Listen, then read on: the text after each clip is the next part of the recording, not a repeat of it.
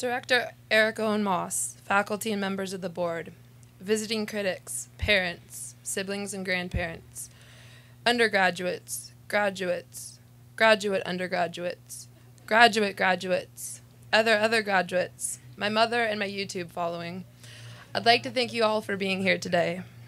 I'd also like to thank the inventor of SCI-Arc for inventing SCI-Arc, the current caretakers of SCI-Arc for everything they do, and my fellow students for putting up for me.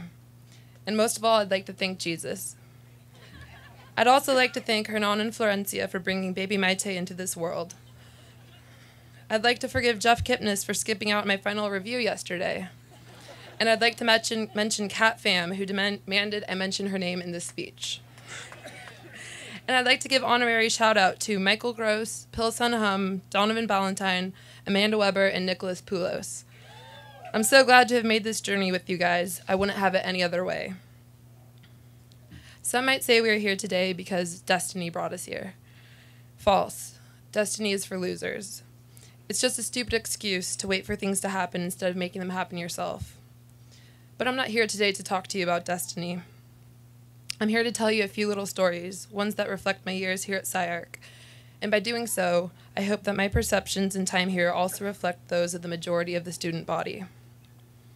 A wise person once said that our confrontations with the world are very similar to everyone's confrontations with the world, and that our suffering is similar, and that our elusive moments of triumph are also similar. And if that is the case, is our joy equally as similar? And is the similarity contingent upon closeness, proximity or otherwise, within a group of people? And if closeness were measured by pro forma, what would our pro forma be? The first story is that of realizations, most of which happened in year one, if not the first few weeks of attending school here. For example, we discovered almost immediately that it was true there actually was such thing as SCI-Arc time, and it was inconsistently 15 minutes or more behind Pacific Standard Time. Consistently.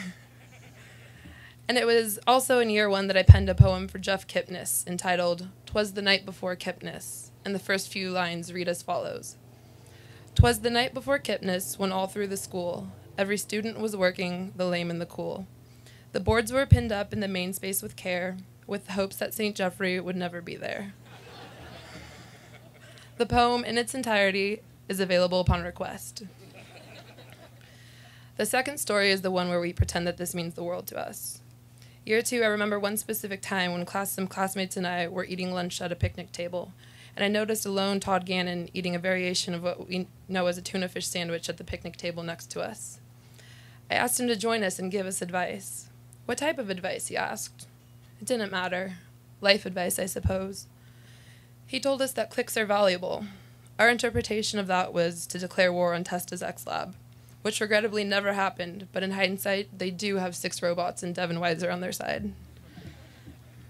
And I realized months later that maybe he didn't mean for us to take that advice so directly. Maybe what he actually meant was, our time here at SCI-Arc is limited. The time here is a gift, and we shouldn't waste any of it. It was in year two that I discovered that affect wasn't a real thing at all. It's just a fancy way of being emo. Number 109 on the snack vending machine yields dollar snacks for 50 cents every time, and there is a dungeon beneath room 160. This is also the year that chipped beef and solar decathlon earned us more lead points than all of our recycling efforts combined, by successfully removing approximately 173 parking spots from our lot. Go beef! The final story today, the one I'd like to end on, is the one that hasn't happened yet. It's the story that comes after this one, the one where we all live happily ever after to the end of our days, and where we stay in contact with one another by way of FaceTime, online social networking websites, and sporadic class reunions. This is it, guys. This is the end of the story. It's the part of the story I never want to finish because I never want it to end. This is the part that actually means the world to us. We all remember rolling in here the very first time, the very first day of school. We remember modeling butterflies in our very first Maya class. That was 748 days ago. Tomorrow it will be 749. It's just like my father always told me. Whatever you choose to be in life, be a good one. Be a great one. Our time here at SCI-Arc has taught us to be curious and optimistic, but at the same time critical.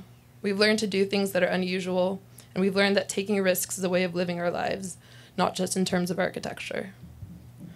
748 days ago, we came here as Padawans, And today we are leaving with Jedi Masters and Jedi Bachelor's degrees. Be great and make good choices. I wish you all very good lives. Thank you.